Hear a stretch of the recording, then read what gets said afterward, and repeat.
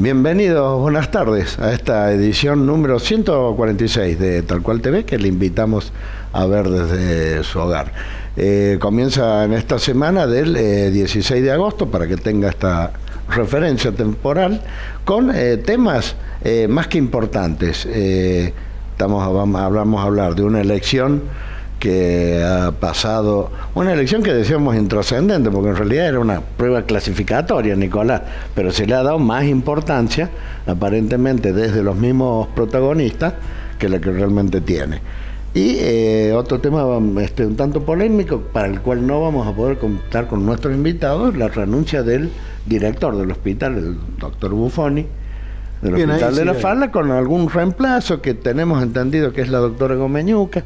Quisimos hablar con el intendente, no podía, se iba a Córdoba, tampoco podía hacerlo la doctora, y no neguemos que puede haber un cuadro de incertidumbre por los términos de la renuncia, que no son muy amables, que digamos, de parte de Buffoni, y dejan trascender alguna cuestión política que sería lamentable de ser así, ¿no? Seguramente. De todas maneras, es para ahondar en el tema y tener una visión absolutamente clara. Vamos a contar con la presencia del intendente el próximo programa. Por lo pronto, sí, podemos confirmar que el hospital está bajo la responsabilidad de quien venía asesorando, lo que era la doctora Graciela Gomeñuca, y que los servicios se prestan en forma absoluta, con normalidad. Habrá que ver quién lo va a reemplazar y demás. La mayoría de los televidentes que siguen a NEX a través de su programación tienen una idea, porque precisamente ha sido entrevistado tanto el intendente cuanto el director del hospital en la programación habitual, y allí han hecho sus descargos, que por otra parte yo los tomo y los hago trascender a través del Ecos de Punilla. Incluso allí está la renuncia, el texto de tono fuerte de Buffoni. Y que yo, si me permite, Nicolás, el periodista tiene que dudar siempre, pensar que hay algo más. Yo pienso que puede haber algo más, inclusive algo polémico, inclusive que trascienda al orden político también.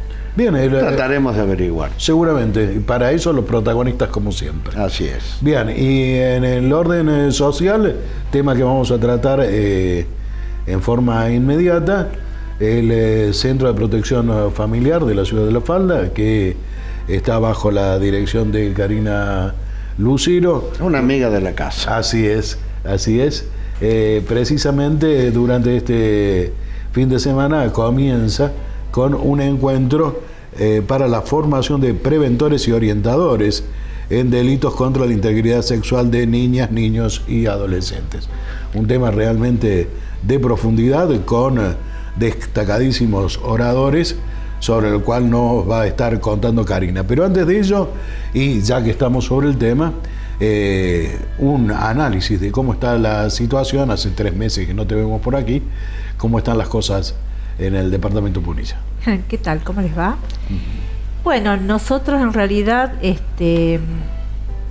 vemos, o sea, seguimos viendo un incremento de las conflictivas a nivel social, muchas problemáticas de familia, distintos tipos de problemáticas que nos llegan. Por ejemplo, hace poquito nos llegó un pedido de orientación de la localidad de Paso Viejo, que está en Cruz del Eje, porque bueno, una empresa de emergencia había ido a adherir, asociar gente de un servicio que no puede brindar, que es el único servicio es una comuna, Paso Viejo, que está la ambulancia comunal.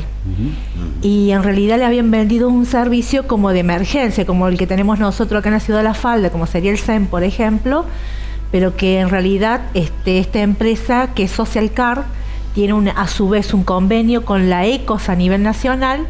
La ECOS a nivel nacional tiene un convenio con una empresa que es Sanar, de Cruz del Eje, y fuimos siguiendo, pero en realidad Sanar nos dice que ellos pueden brindar un servicio de emergencia solamente en la ciudad de Cruz del Eje, no en otras comunidades y menos en zonas rurales. Entonces, bueno, un poco también trasladar estas cuestiones, porque en general son varias familias Karina, humildes, rurales, gente grande. Claro, y para aprender cómo es el sistema, digamos, te llega esa denuncia, llega a CEPROFA. Al centro, ¿Y sí. qué hace? Pues tiene capacidad. En realidad nosotros lo que primero hacemos es averiguar si esto ha sido un caso único o vamos viendo si hubo otras situaciones también en otras familias. Lo que observamos que hubo un vendedor, puntualmente es como hacemos como una investigación para ver de esta cuestión de la veracidad, esta cuestión real, qué ha pasado acá.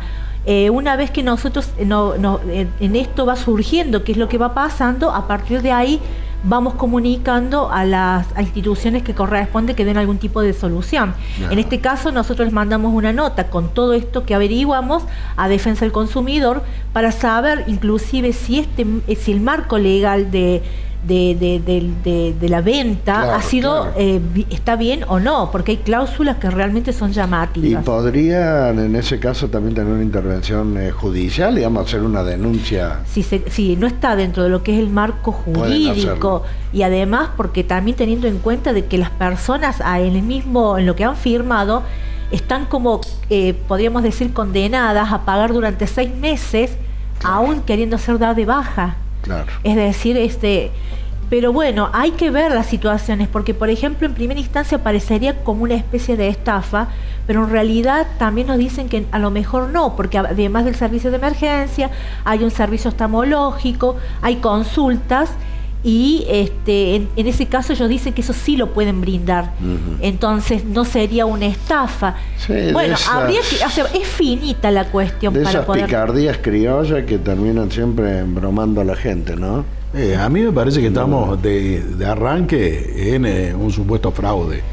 Es decir, cuando ya de arranque me está diciendo que esto es emergencia y que la prestadora, que aparte está tercerizada, dice que no va a poder cubrir el servicio que se está vendiendo, ya tenemos un problema. Claro.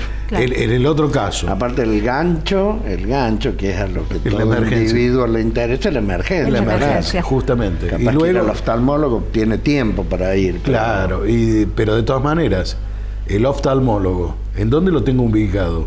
¿Lo voy a tener en Cruz del Eje o lo voy a tener en Córdoba? Córdoba, claro. Si lo tengo en Córdoba, estoy realmente fagocitando una situación que para aquel que tomó el servicio se le incrementan los gastos innecesariamente.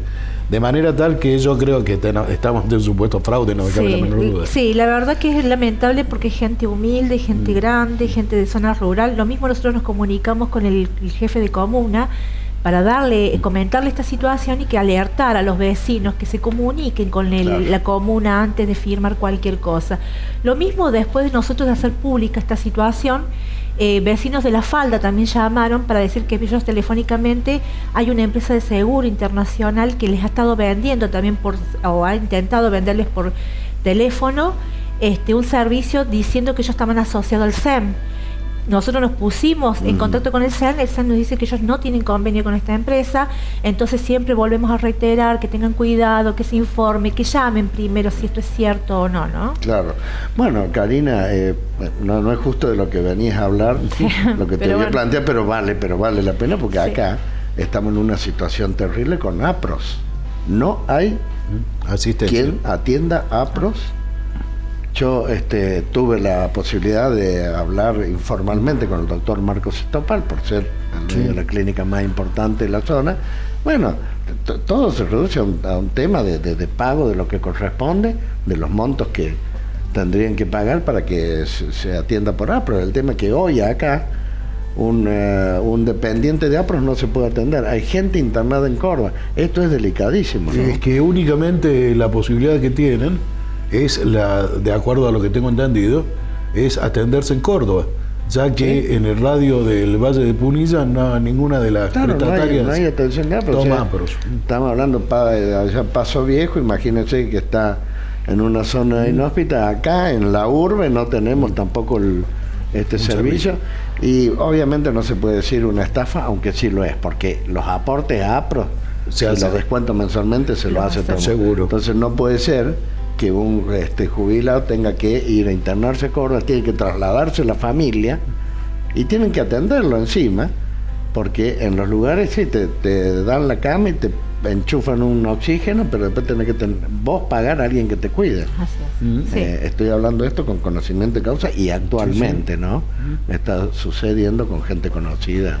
Sí, realmente una barbaridad. Dramático. Sí, por otro lado, con respecto a la primera pregunta, en general seguimos llevando el reclamo, por supuesto, del TCJ, que es el Tribunal Superior de Justicia, con respecto a algunas cuestiones que son bastante importantes para nosotros en el tema familiar. A finales del 2016 decidimos agregarle el reclamo al Ministerio de Justicia, y también este año hemos decidido también agregarle el reclamo, comentarles al Consejo Nacional de las Mujeres lo que nos está pasando a nivel familiar y en el tema de género puntualmente. En cuanto al tema de la CENAF, vemos que están tomando o convocando a nuevos profesionales o quienes quieran integrarse a ese sistema.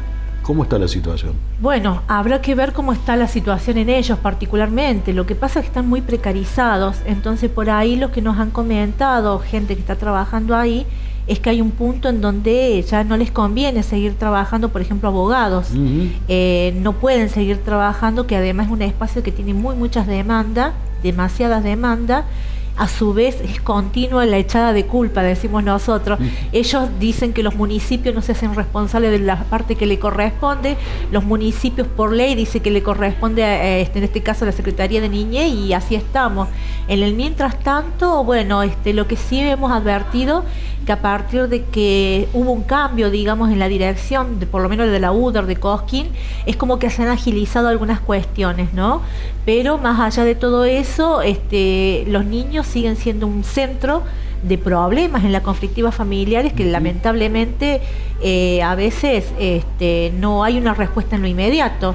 A la par, la justicia, al no poder dar soluciones desde otro ámbito como un patrocinio, se nos complica bastante el tema, ¿no? Por ejemplo, en el caso de pedidos de cuota alimentaria, de mamás que no le han puesto el apellido del papá, y que tenés que empezar primero con un juicio de filiación para poder comprobar que este es el papá, y a veces que no hay recursos económicos, tampoco tenemos el abogado gratuito en lo inmediato, entonces tenemos un problema que va demorando. Y tanto que hablamos de la vulnerabilidad, del derecho de la identidad, los derechos del niño, nos encontramos con estos obstáculos que hacen que lamentablemente el niño no tenga identidad y no tenga el derecho de por lo menos mínimamente tener sus necesidades básicas satisfechas. Karina, y una vez hecho todos estos trámites, el cobro de esa ayuda del Estado, ¿se hace retroactivo o no? ¿O es a partir de que tiene todos los papeles? Estamos hablando de la cuota alimentaria correspondiente al papá, claro, responsable, sí.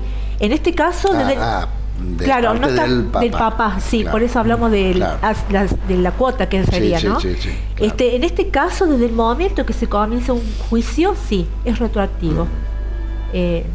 Claro. Ahora, los mayores inconvenientes, ¿se generan por la burocracia o por la falta de medios? Por las dos cosas.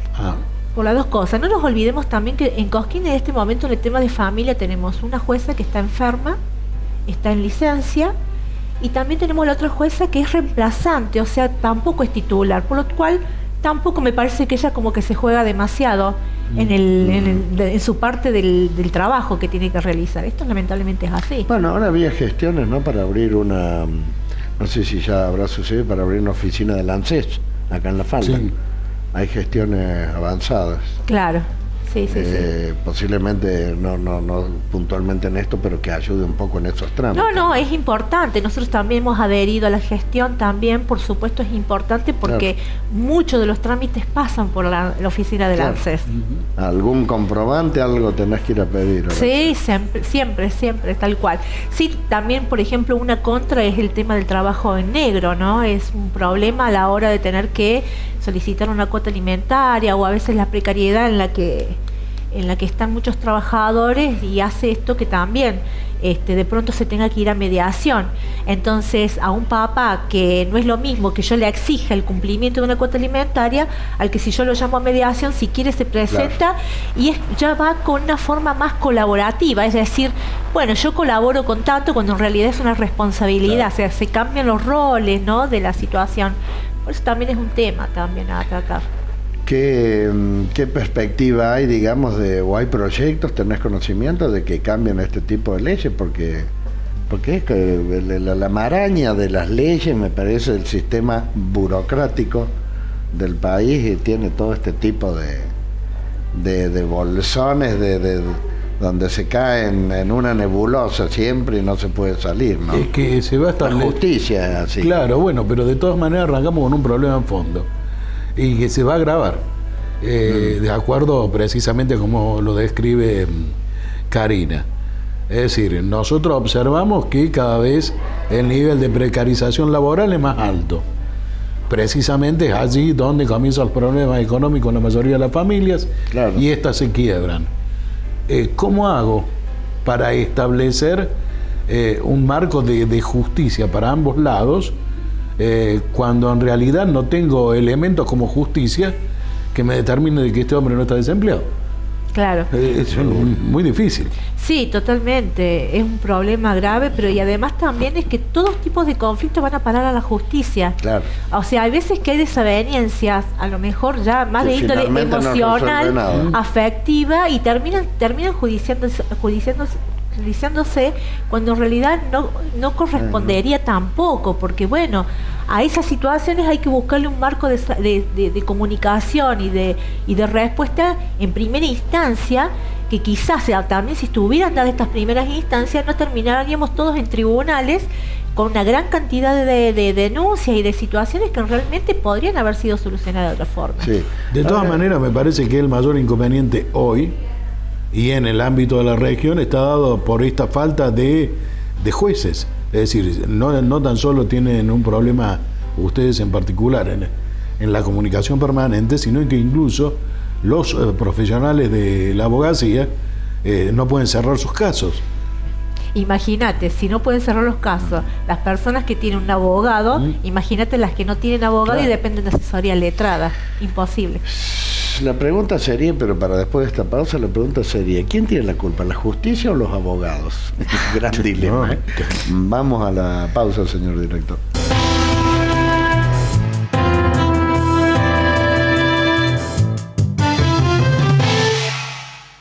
Ecos de Punilla, todos los miércoles en su kiosco amigo.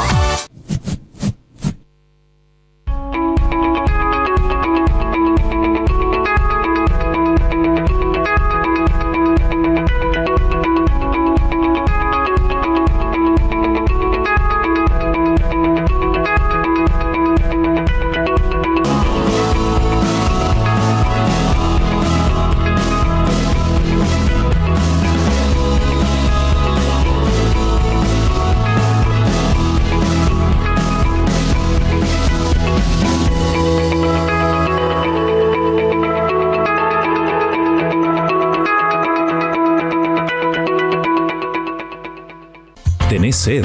Agua Soda Palotti. Calidad superior lograda con experiencia y trayectoria.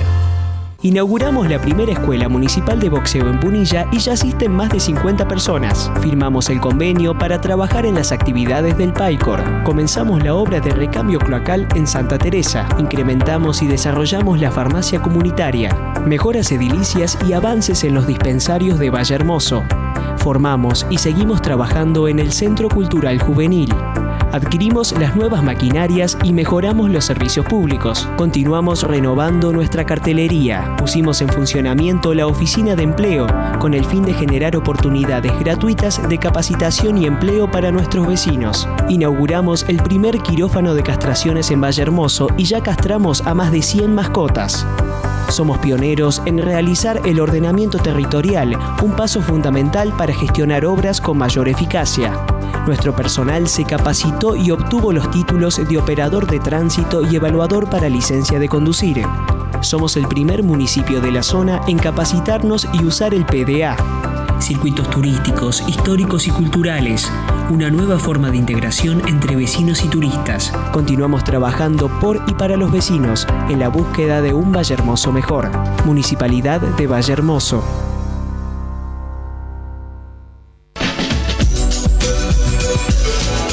¿Sabías que menos del 1% del agua total del planeta está disponible para ser utilizada? Y que miles y miles de personas caminan horas diariamente para buscarla. 1 de cada 10 personas en el mundo tiene acceso al agua potable. Y ese 1 sos vos. Usala con responsabilidad. Cooperativa de Agua de la Falda. Comprometidos con nuestro recurso más valioso. Hotel Spa Tres Pircas. Su concepto de hotelería de descanso, concebido con nivel internacional, en un marco único de belleza natural. Hotel Spa Tres Pircas. Reservas 0810-888-4837. Huerta Grande, Córdoba.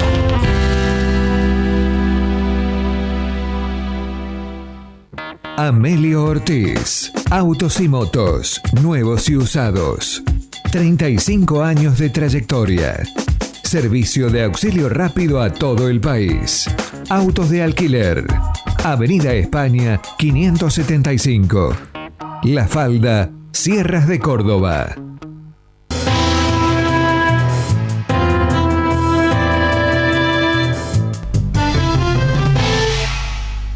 Bien, comenzamos nuestro segundo bloque. Quedó abierto el tema de la pregunta de Jorge en cuanto a si esto que venimos tratando tiene mayor responsabilidades precisamente en la justicia o en los profesionales de las leyes, los abogados.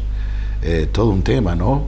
En cuanto a la doble lectura o la doble biblioteca, porque los jueces tienen una visión y una dificultad real también para atender excesiva cantidad de causas, y por otro lado los recursos interpuestos por los abogados que hacen que una causa que tal vez se podría llegar a solucionar en el corto lapso tarde años. Siempre tienen una más. Siempre hay una más. Siempre hay una instancia más para apelar, para llevarlo más adelante, y pasan los años y las causas no se solucionan. Así es. Bien, bueno, vamos al otro tema que es de suma importancia conocer, dado que aquí va a haber quienes van a estar interesados desde la sociedad civil e incluso suponemos algunos de los funcionarios que estén municipales que estén trabajando en este ámbito. Es este curso que se va a generar para preventores y orientadores de delitos contra la integridad sexual de niños y adolescentes. Sí, así es. Bueno, este es un anhelo que hace mucho queríamos hacer y por distintos motivos no lo pudimos hacer. Pero es bastante interesante, es una formación que está orientada específicamente, es abierta a todo público, pero está orientada a todos aquellos que están con niños, especialmente en los barrios, en partes comunitarias, los talleristas, porque generalmente suelen llegarse, hasta por lo menos hasta el CEPROFE, yo sé que algunas instituciones también, preguntando que han visto que hay algo que tiene este niño que puede estar sufriendo malos tratos o algún tipo de abuso, o el niño se ha animado a comentar esta situación y no saben qué hacer. Entonces, para nosotros es fundamental. Sabemos que este tipo de delito tiene muy baja cantidad de denuncias, entre el 2 y el 5% solamente de denuncias por una serie de cuestiones. Pero cuando hay niños, esto es complicado porque a veces uno detecta cambios de conducta, pero no sabe bien qué es lo que le puede estar pasando. Y lamentablemente este tipo de delitos suele surgir dentro del ámbito familiar en su mayoría, ¿no? O gente muy cercana a los niños. Poder detectarlo, saber... Las denuncias normalmente, Karina, sí, siendo que son escasas, ¿quién la hace? ¿Un vecino, un familiar? Bueno, ahí está el tema, ¿no? Esto es también lo que vamos a dejar bien claro en esta formación, porque la ley dice que cualquier persona que sospeche ante una situación de maltrato hacia los niños tiene derecho a hacer la denuncia, o sea, tenemos la responsabilidad de hacerla. Pero resulta que vos te vas después a la unidad judicial, hay otra parte de la ley en donde dice que los denunciantes deben ser los padres. Ahora, ¿qué pasa cuando los padres son los maltratadores o los abusadores? Entonces, toda una cuestión que hay que dejar bien en claro, porque ¿qué pasa? Ante un hecho donde una vecina se va a la líder comunitaria o a quien está en el centro vecinal a preguntar cómo hacemos, se generan distintos tipos de opiniones. queremos que, me parece que debe ser concreto el tema de la orientación, saber qué hacer, a dónde ir, quién puede hacer la denuncia, quién no, aunar criterios en estos casos también, es fundamental. Pero también una de las cuestiones que se va a estar trabajando, además de poder ver la cuestión comportamental del niño o la cuestión clínica, por ejemplo, cuestiones que nos tienen que llamar la atención, también es esta importancia de creerle lo que el niño está diciendo. Claro. Porque ¿qué pasa? A veces, lamentablemente, es el primer punto de una situación traumática que se genera una segunda revictimización debido a esto. No le creo, pienso que lo inventa, pienso que está fantaseando. Y lo primero que nosotros tenemos que tener en cuenta y ahí en ese momento al pobre chico se le viene el mundo encima. Claro, porque encima es cuestionado. Es cuestionado y encima no le creen, está en una soledad desesperante, ¿no? Absoluta. Y justamente los delitos de integridad sexual infantil tienen una dinámica muy particular. Es por eso también que se dan, más allá de que inclusive en las denuncias todavía desde la parte policial, desde la parte judicial se cree que el chico miente. Pero eso tiene que ver también con que hay un alto porcentaje de chicos que se retractan. Ahora, ese es otro problema que surge y que se va a hablar dentro de esta formación, por qué el chico se puede retractar. Hay miles de situaciones por las cuales se retracta un niño. Puede ser desde que el denunciado puede ser el proveedor desde la casa, y aunque no sea el proveedor, generalmente son personas muy cercanas, allegadas, se generan cuestiones de lealtades dentro del ámbito familiar, se rompe la familia, y esto hace que el niño se sienta culpable de la situación. La vergüenza y la culpa, claro. Sí, inclusive hay mamás, por ejemplo, con sus propias hijas que le echan la culpa de lo que está pasando, o el que la llaman mentirosas. O sea, el tema de la retractación es bastante interesante, es un tema bastante importante a tener en cuenta. La otra cuestión que nosotros consideramos que es importante es que la mayoría de este tipo de delitos son de lo que se dice delitos de integridad sexual simples, es decir, que son los famosos manoseos, los toqueteos, el hecho de que hacer ver al niño a lo mejor lo que sería, por ejemplo, una película que no es adecuada para las edades de ellos, mostrar partes íntimas o hacer tocar a los niños partes íntimas, y en estos casos es difícil probarlo. Y es difícil probarlos porque generalmente se hace dentro de un ámbito de secreto, ¿no? Donde la palabra del niño contra la palabra del adulto. Y esto en justicia es difícil comprobarlo. Entonces ese también es un alto porcentaje por ahí de situaciones que hacen que la justicia descrea de pronto de Karina, y en estos cursos también enseñan o informan, más allá, digamos, cuando está la denuncia evidente de un niño que expresa que está siendo abusado, obviamente que hay que reaccionar. Pero enseñan, digamos, si hay algún tipo de síntoma justamente del ocultamiento de ese abuso, de qué manera un adulto puede darse cuenta que a ese chico le pasa algo. Sí, yo creo que por eso también está muy lindo que puedan participar, porque se van a ver desde las conductas, cuestiones clínicas a veces, moretones, cuestiones emocionales que los chicos empiezan como al no poder hablarlo, pero terminan demostrando la situación en lo que está pasando. Y por supuesto, conocer una vez que sospechamos o que confirmamos esta situación, qué debemos hacer y cómo va a ser el procedimiento también, a partir de que se hace la denuncia, qué pasa, para poder informar bien a quien vaya, al adulto que vaya a proteger o vaya a acompañar o a contener esa criatura, porque también el adulto se encuentra en que desconoce, no tiene información, y por ejemplo es muy común que vengan mamás y que planteen, bueno, yo lo voy a denunciar y tiene que ir preso, o ¿por qué no está preso?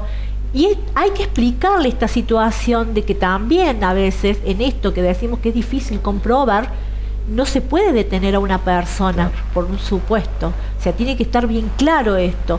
Aún así, nosotros creemos que más allá pase lo que pase judicialmente, es importante que a la víctima se le crea y se la contenga adecuadamente. Si una criatura es creída, si es contenida adecuadamente, yo te puedo asegurar que esa criatura es resiliente. O sea, va a salir adelante. Claro. Lo peor que le puede pasar ante un hecho traumático a una criatura es encontrarse con adultos que no le creen y que no lo puedan contener. Porque en ese caso sí va a ser y va a ser un trauma de por vida, claro. Así es. Bueno, pero te escucho y veo que los casos son tan comprometidos que necesariamente casi caemos en la doble victimización de la víctima. Primero, por ser menor, y segundo, por el no creer, y tercero, por la estructuración de la justicia en la búsqueda de la prueba. Es decir, esa criatura termina con un problema. Mientras esa criatura por ahí sigue conviviendo con el abusador. En el mismo ámbito, sí. Claro. También, Nicolás, de ahí a la violencia hay un pasito nada, así, ¿no? Nada. Totalmente, sí. Nosotros, por ejemplo, venimos haciendo algunos tipos de reclamos también a la justicia con respecto a este tema. En el interior, por ejemplo, nosotros tenemos primero que hacer la denuncia para que se desocupe un móvil. Cuando se desocupa el móvil se lo lleva a la unidad judicial de la mujer y el niño en Córdoba. Hasta que se desocupa un móvil, hasta que viajan, y en el tiempo de espera pueden pasar muchas horas. Realmente nosotros hemos tenido situaciones donde ha habido criaturas muy chiquitas, sin cambiarse, sin comer, esperando que se desocupe un móvil. Mira, te comento un caso. Claro, sí. De las 8 de la noche que estuvimos haciendo la denuncia con la mamá y la abuela, más o menos 9:30, 10 se terminó de hacer la denuncia, eran las 12 de la noche y todavía el móvil no se desocupaba. Entonces les dijeron que se fueran, que volvieran al otro día a las 9 de la mañana, recién a las 2 de la tarde lo trasladaron. Es decir, es muy revictimizante, y esto hace que muchas personas digan, no, bueno, no la voy a hacer a la denuncia, Claro. bueno, no, estas situaciones que realmente son. Y como decimos, que después vos llegas a un lugar en donde a lo mejor el niño no tiene ganas de hablar porque son personas que son extrañas, el lugar es extraño, y entonces, ¿qué pasa? Se considera de que no hubo ningún tipo de delito. Pero lo llamativo a todo esto es que los profesionales, como la doctora Mirta Yocco, que es una profesional en esto, es una especialista en esto, dice que los comportamientos o los signos pueden aparecer hasta un año después de la situación. Claro, es decir, descartamos una situación cuando en realidad sabemos que esto puede en el niño después verse. Pero bueno, son las cuestiones que nosotros tendremos que seguir.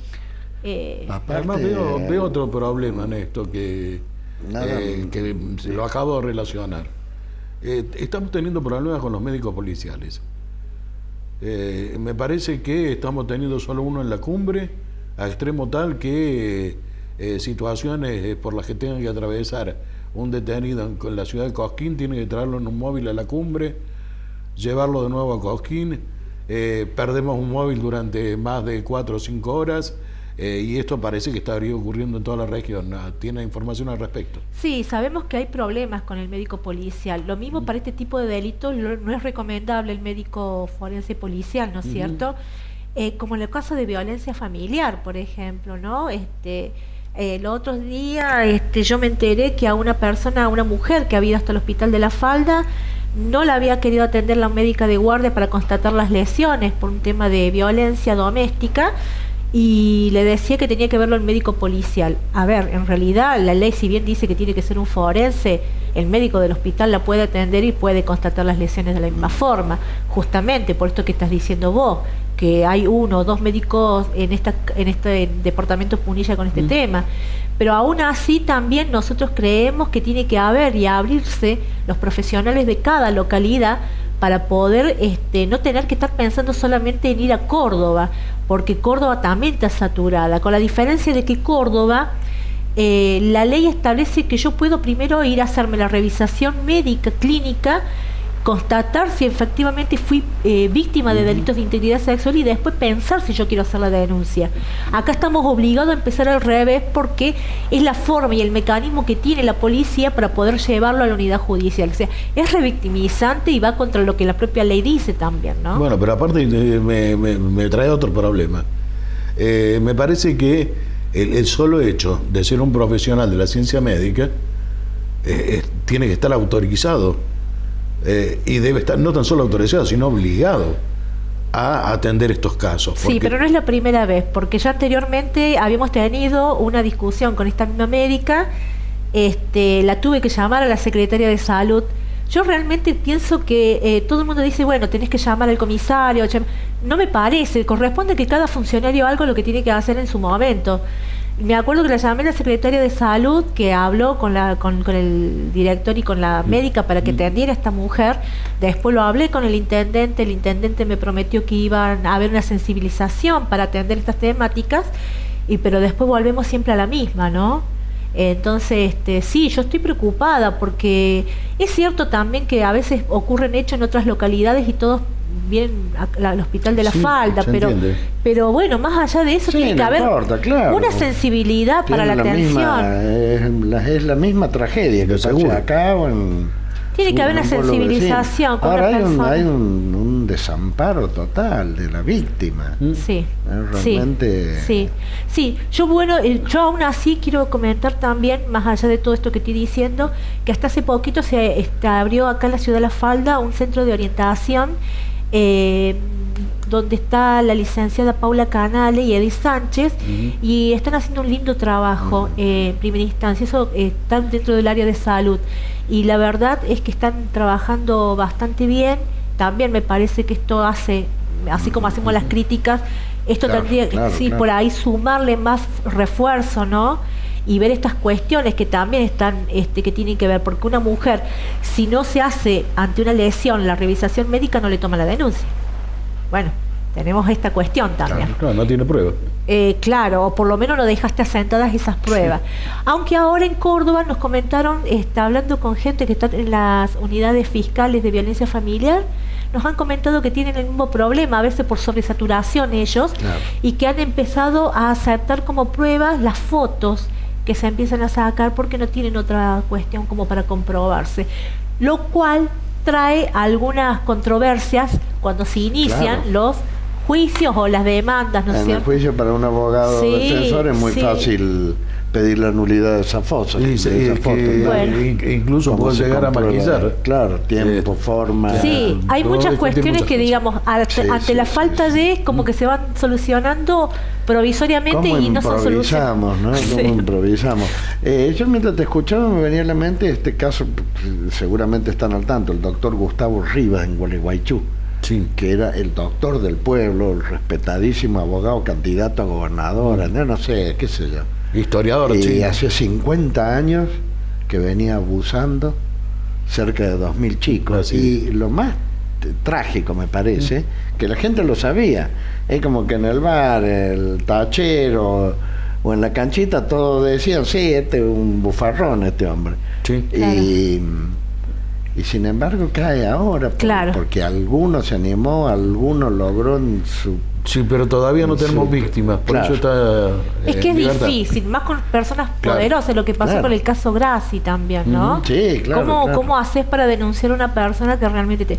También están las mamás que tienen toda una cuestión, a veces han sido víctimas también en su niñez de este tipo de delitos, y después ellas piensan que ante un cambio de conducta sus hijas son víctimas, y a veces también hay otras cuestiones que pueden ser, siempre decimos nosotros, ante una conducta llamativa no necesariamente es un delito de esta característica, puede ser otros los motivos también. Por eso es importante armar equipos interdisciplinarios especializados para ver concretamente qué le está pasando al niño. Quizás no es esto, quizás es otra situación. Y a veces se confunden, ¿no? Y para eso este curso, repitamos entonces... Es un curso para formación de preventores y orientadores en delitos contra la integridad sexual de niñas, niños y adolescentes. Vamos a comenzar este sábado 19, durante 5 sábados. Vamos a estar en la escuela comercial, pero les pedimos siempre que se inscriban porque tenemos un lugar que es un cupo limitado. Perdón. La sede va a ser entonces la escuela Joaquín B. González. Así es. El IPEM 142. ¿Solo para docentes o puede ir? No, cualquiera. Lo ideal es para líderes comunitarios, gente que esté en los centros vecinales, gente que esté en los barrios. Bien. Sobre todo. El horario. De 10 a 12 horas se va a realizar estos 5 sábados. Bien. Dentro vemos personas absolutamente... ¿Costo eso? No, es totalmente gratuito. Vemos profesionales absolutamente destacados que van a disertar. Sí, y además son toda gente de acá, de las localidades nuestras. Va a estar la gente de la unidad judicial, y a la vez también es generar una red.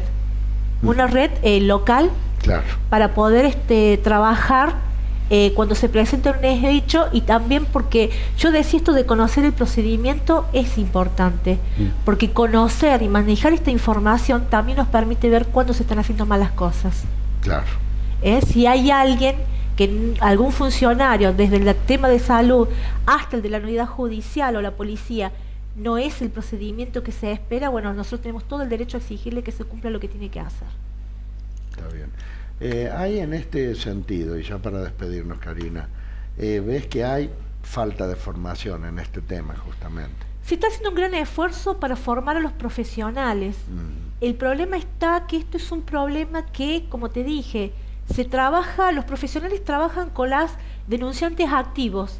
¿Qué pasa con el resto de la población que no hace la denuncia? ¿Cómo se las contiene? ¿Siguen conviviendo con ese agresor sexual o ese abusador? Eso es lo que nos interesa a nosotros, contener a las víctimas, que las víctimas estén cuidadas.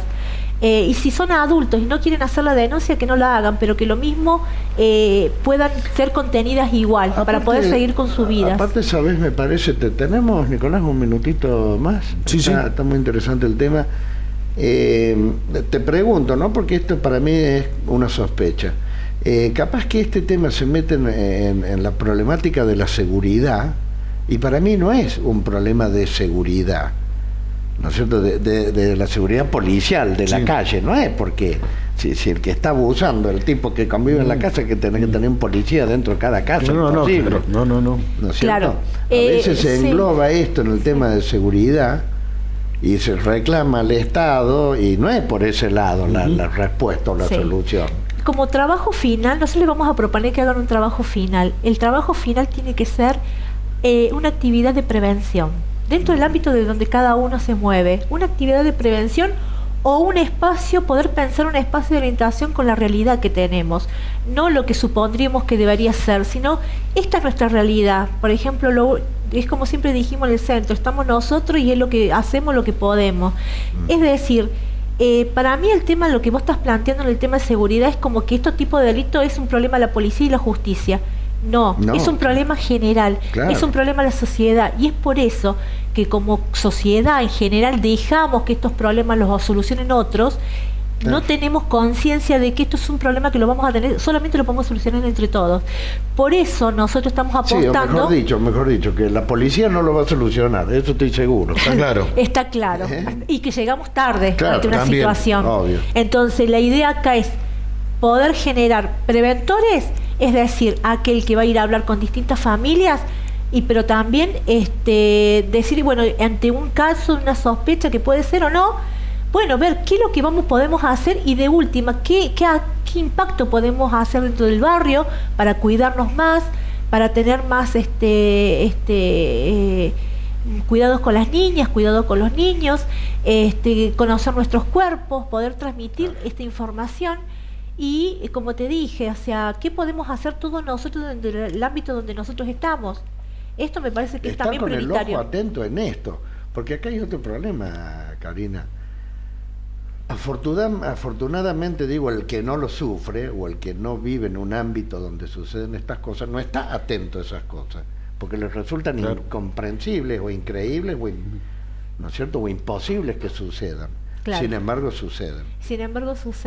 Y suceden con las personas que vos menos te las podrías esperar. O sea que el ojo atento, digamos. Sí, pero es una cuestión de prevención. También es una cuestión de prevención. Que el niño empiece a tener, que comprenda el niño que su cuerpo no tiene que ser tocado por cualquier persona. A veces nosotros obligábamos, especialmente antes, se obligaba, por ejemplo, a que los niños tenían que besar obligadamente a otros adultos, aunque sean extraños. Hoy en día sabemos que eso no existe, no es así. El niño tiene que tener cierta autonomía sobre su cuerpo, y bueno, esto es importante. Me parece a mí, bueno, un poquito todo lo que vamos a hablar. Fíjate vos que nosotros largamos un cuestionario de inscripción y todo el mundo apuntó a la justicia y a la policía. Pero claro, volvemos a lo mismo, ante un hecho ya consumado. Nosotros necesitamos como sociedad que estos hechos no ocurran, desnaturalizar y tener bien en claro que esto no está bien. Nosotros tenemos mujeres que recién a los 30, 40, 50, 60 años han comentado una situación de abuso en su niñez. y han cargado toda su vida con eso. Sí, que sería entendible hacia atrás, que no es entendible hacia adelante. ¿Por qué? Primero, porque el problema ya lo conocemos y sabemos que se incrementa. Segundo, porque dentro de los preventores necesariamente, les guste o no les guste, van a tener que estar los docentes, porque van a tener que estar los médicos de guardia, porque en definitiva, porque hasta incluso el kiosquero que conoce al pibe que va a hacer la compra a diario, ve los cambios de conducta. Así es. Es decir, por eso me parece que esto es importantísimo en cuanto a que va dirigido a toda la sociedad. Y por eso pedimos que se inscriban y traten de... Ahora, Karin, y para terminar, puede ser un gesto, digamos, o podemos hacer un análisis un poquito esperanzador en cuanto a que hoy justamente se hacen las denuncias. Pasaron 30, 40 años. Yo te aseguro que 2 generaciones anteriores se morían sin denunciar. Pero seguro. Era un secreto abajo de que se lo llevaban a la tumba. Hoy, alguien que lo ha sufrido se anima a denunciarlo. Claro. O sea que como que la concientización como queriendo mejorar en este drama. Sí, y esto es lo que tiene, ¿no? El visibilizar estas situaciones que no son naturales. Porque antes pensábamos que estas cosas ocurrían o me ocurrían a mí en realidad, o que yo era responsable, culpable de esa situación, porque ese es un sentimiento común de las criaturas que son abusadas, las víctimas, ¿no? Pero lo importante es no es mi culpa. El pensar el tema de los docentes es muy importante, porque generalmente el docente es el que se da cuenta. Suelen ser los niños a un docente el que le cuentan por primera vez. Tienen mayor contacto. Sí, y confianza, por eso la importancia. Si el niño ha confiado en una persona, es importante que esa persona la pueda orientar, la pueda contener, y después veremos. Seguramente. Karina, muchísimas gracias por habernos acompañado. Gracias a ustedes por el tiempo. Bien, vamos a la pausa.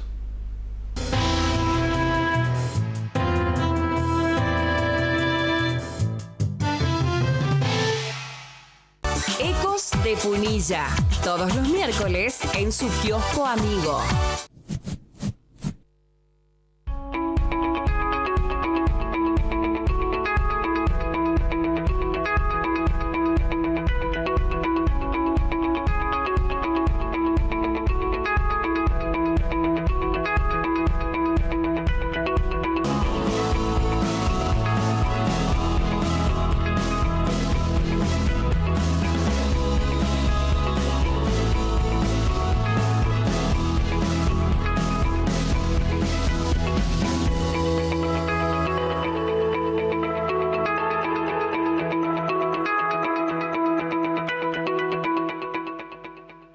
¿Tenés sed? Agua Soda Palotti. Calidad superior lograda con experiencia y trayectoria. Inauguramos la primera escuela municipal de boxeo en Punilla y ya asisten más de 50 personas. Firmamos el convenio para trabajar en las actividades del PAICOR. Comenzamos la obra de recambio cloacal en Santa Teresa. Incrementamos y desarrollamos la farmacia comunitaria. Mejoras edilicias y avances en los dispensarios de Valle Hermoso. Formamos y seguimos trabajando en el Centro Cultural Juvenil. Adquirimos las nuevas maquinarias y mejoramos los servicios públicos. Continuamos renovando nuestra cartelería. Pusimos en funcionamiento la oficina de empleo con el fin de generar oportunidades gratuitas de capacitación y empleo para nuestros vecinos. Inauguramos el primer quirófano de castraciones en Valle Hermoso y ya castramos a más de 100 mascotas. Somos pioneros en realizar el ordenamiento territorial, un paso fundamental para gestionar obras con mayor eficacia. Nuestro personal se capacitó y obtuvo los títulos de operador de tránsito y evaluador para licencia de conducir. Somos el primer municipio de la zona en capacitarnos y usar el PDA. Circuitos turísticos, históricos y culturales. Una nueva forma de integración entre vecinos y turistas. Continuamos trabajando por y para los vecinos en la búsqueda de un Valle Hermoso mejor. Municipalidad de Valle Hermoso.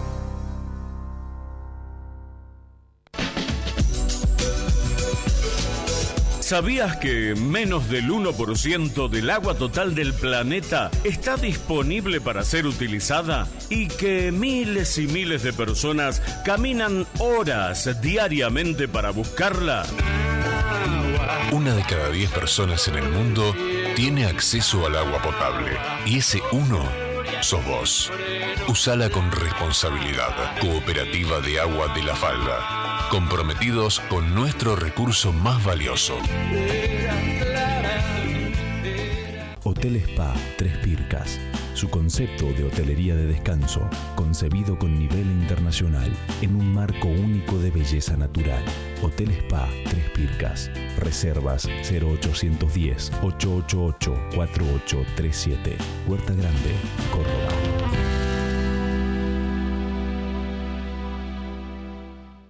Amelio Ortiz. Autos y motos, nuevos y usados. 35 años de trayectoria. Servicio de auxilio rápido a todo el país. Autos de alquiler. Avenida España 575. La Falda, Sierras de Córdoba.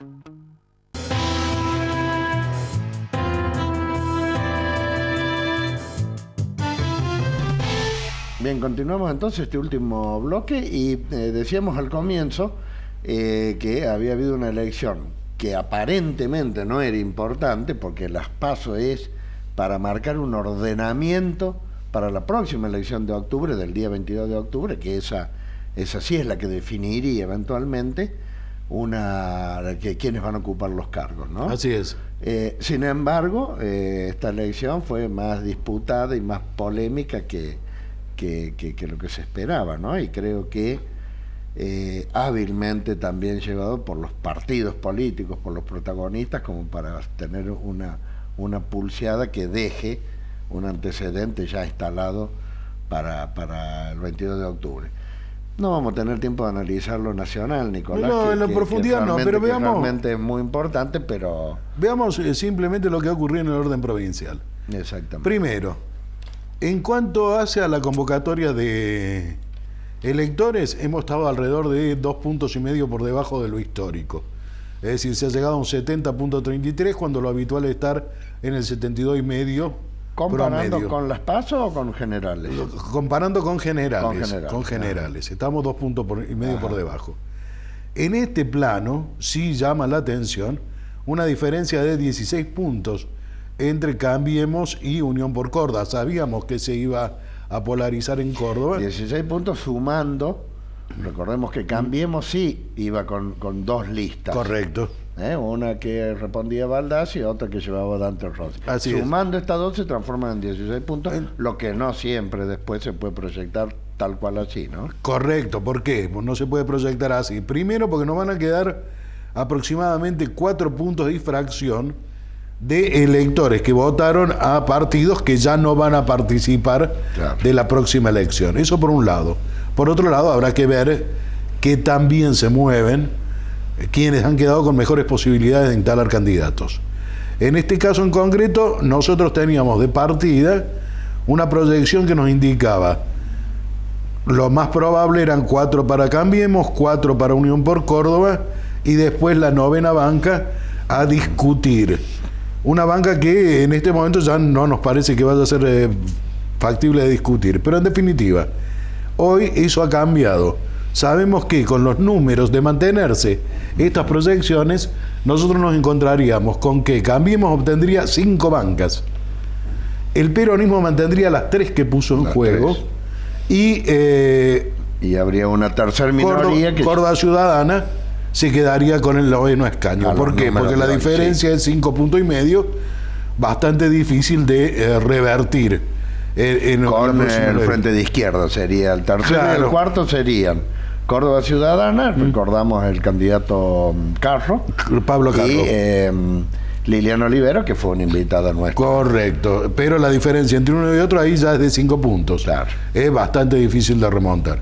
Pero en definitiva, esto es lo que nos deja el territorio provincial, diciéndonos, por otra parte, que quedan fuera de la próxima elección. En Punilla, Nicolás, esa diferencia fue más acentuada, tengo entendido. Sí, muchísimo más. Punilla y Colón. Así es. Pero digamos que en la próxima elección ya no va a haber boletas del GEN, de País, del Partido Humanista y de Somos. Estas 5 boletas desaparecen. Ya no están. Y quedan el resto, que en total serían 7 boletas para la próxima va a estar elección del 22 de octubre. El candidato de la falda, Beto Beltrán. Sí, sí. Invitado nuestro, pasó, creo que está en el 2,5, puede ser. Una buena elección, tendríamos que decir, está en el 2.14. Claro, con muy pocos días de campaña. De campaña, bueno, además un nuevo. Seguramente lo vamos a tener nuevamente acá. Bien. En lo que respecta a Punilla y la consulta que hacías, aquí la diferencia fue de 24 puntos porcentuales.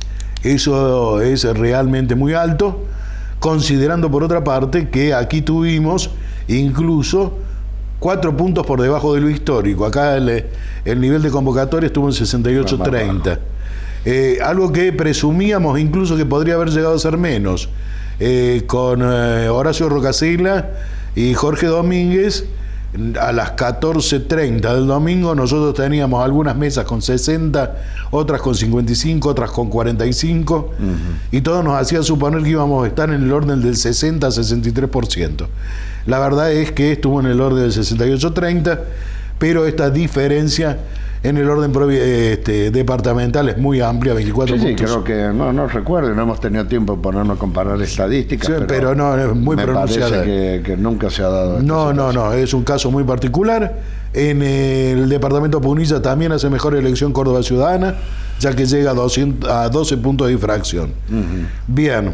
¿Qué otro Nicolás, tenemos 30 segundos para redondear una idea. Dame. ¿Qué me parece que urgentemente vamos a estar invitando acá a los amigos, a los representantes de Unión por Córdoba? A ver, ya está bien, la campaña va a empezar ahora, ¿no es cierto?